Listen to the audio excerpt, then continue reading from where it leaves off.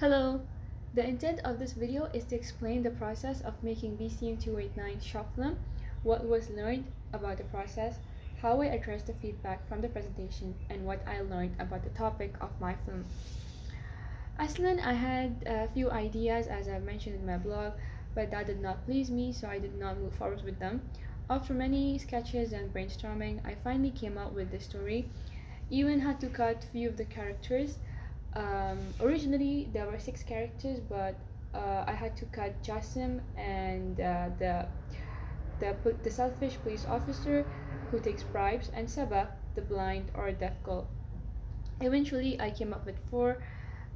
Originally, I planned to create the story in dual language, in Arabic and Urdu, but my friend did not come through, and the actors they weren't fluent enough, so I decided that English would be the best choice, as I didn't want to create confusion. Like I mentioned in the blog, that I found my inspiration from scrolling on TikTok and reading news. However, the most challenging was finding and dealing with the actors. I think this is where communication and people skills come to play. I started to work on the script relatively quickly, I think around week 5 or week 6. So, like, it took me around 3 to 4 weeks to actually find people.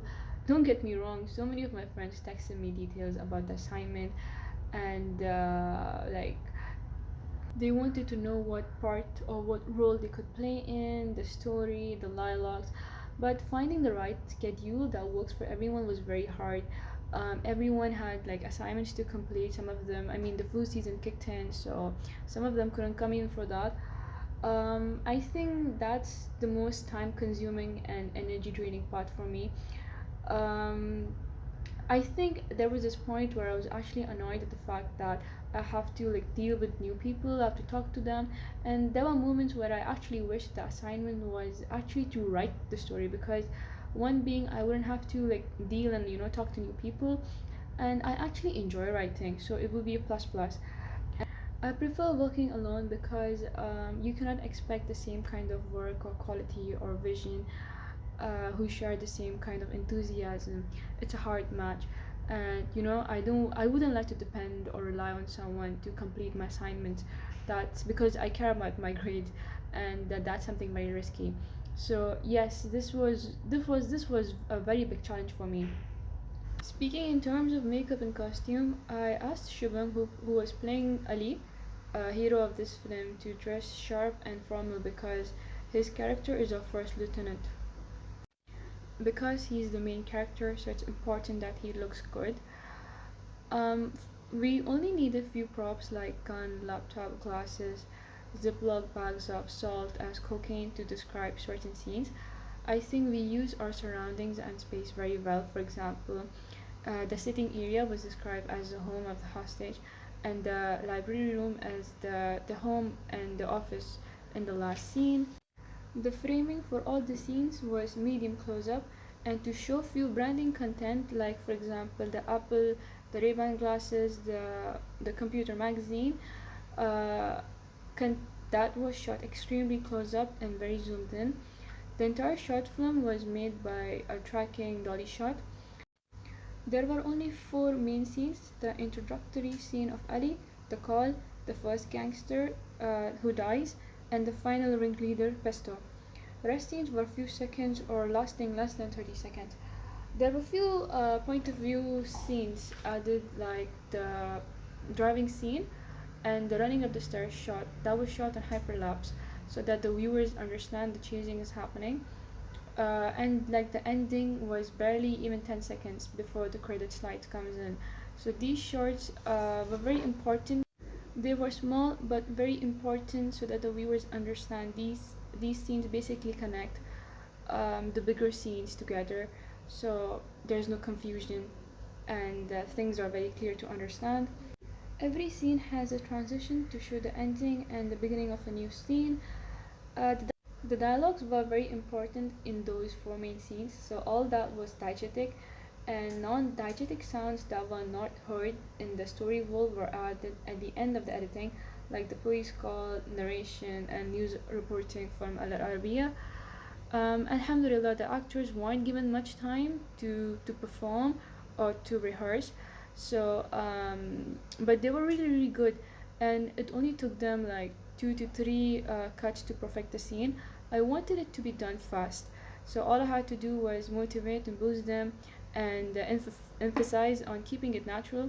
I think what really helped us was discussing the roles and the dialogues. Some of the scenes we actually improvised last minute, so even the soundtrack really helped to set the mood. And yeah, all in all, that part was actually fun. The shooting was fun. The feedback I received from the professor was that I missed one important sound effect for the gunshot. That is something I missed on, and I should have looked onto that. Also, there are some things that could have just been voiceovers because the entire length of the short film was for about 8 minutes. Something that I need to work on.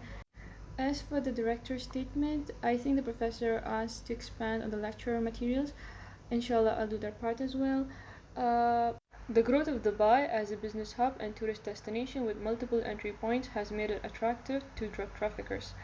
In 2020, despite the coronavirus pandemic, the Dubai-based DP World, one of the world's largest port terminal operators, handled over 71 million 20-foot equivalent units of cargo. Authorities face a serious challenge inspecting shipping containers, cargo aircraft, and travelers for narcotics. Traffickers use the modern, accessible facilities in the Emirate, such as the airport and ports, trying to move narcotics from the countries to other destinations. Further, Dubai authorities are concerned over growing drug use among nationals. However, the use of hard drugs, notably heroin but also over-the-counter prescription medication, has dramatically increased among young Emirati citizens since the 1980s. According to Philip Robbins, a professor at St. Antony's College in Oxford, this rise is linked to several factors, including the influence of expatriates on the local culture and the rapid increase in wealth among Emiratis in the wake of oil boom. Emirati authorities have taken significant action to curb drug use as well as to address supply and demand issues.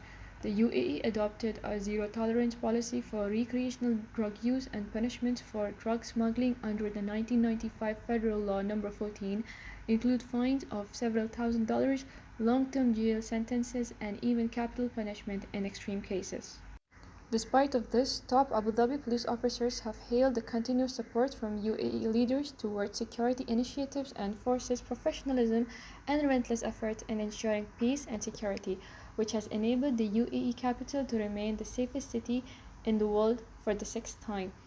Both Abu Dhabi and Dubai are one of the most safest cities in the world, reinforcing its position as a safe and secure place to live, work, and invest.